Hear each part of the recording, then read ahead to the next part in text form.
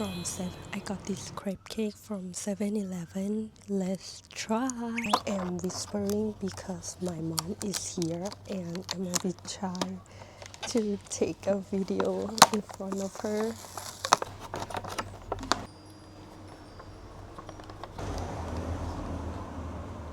Ta-da!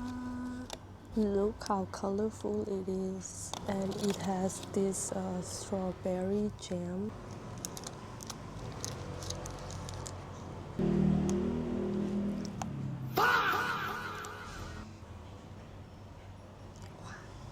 I feel like I can make this at home. Let's give it a try.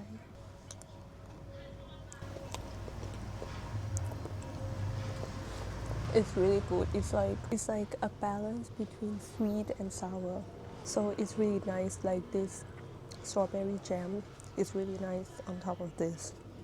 So go give it a try. Bye.